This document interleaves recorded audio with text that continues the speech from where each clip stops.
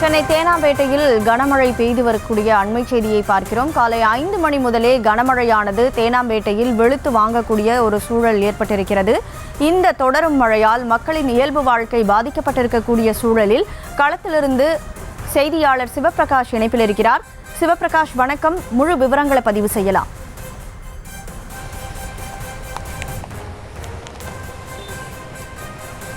வணக்கம் கனிமொழி. தற்போது தேனாம்பேட்டையில் இன்று காலை முதலாகவே தொடர்ந்து அந்த கனமழையானது சீராக பெய்து வருகிறது என்றுதான் கூற வேண்டும். ஏனென்றால் பல இடங்களில் அந்த மழையானது அவ்வப்போது மழை பெய்வதும் அதன் பிறகு நின்று விடுவதுமாக இருந்தாலும் கூட இந்த தேனாம்பேட்டை உள்ளிட்ட பகுதிகளில் இந்த கனமழையானது தொடர்ந்து பெய்து வருகிறது. இதன் காரணமாக சாலைகளில் தண்ணீர் தேங்க தொடங்கி இருப்பதையும் இதற்காக வாகனங்கள் தள்ளி செல்லக்கூடிய அந்த சூழ்நிலையும் நாம் பார்க்க முடியும். இந்த நுங்கம்பாக்கத்தை பொறுத்தவரையிலும் இங்கே இருக்கக்கூடிய இந்த நுங்கம்பாக்கத்துக்கு உட்பட்ட இந்த பகுதிகள் தான் சென்னையின் புறநகர் பகுதிகளை தவிர்த்து விட்டு பார்த்தால் அதிகமான மழை பதிவு செய்திருக்கக்கூடிய இடமாக இருக்கின்றது.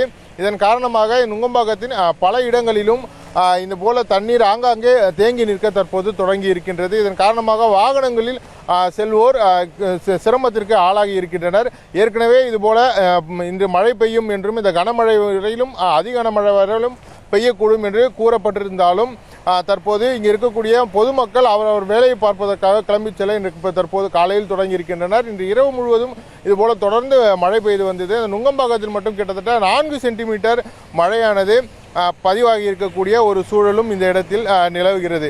இதன் காரணமாக இங்கு இருக்கக்கூடிய மக்களின் இயல்பு வாழ்க்கையானது. விவரங்களுக்கு நன்றி சிவபிரகாஷ்.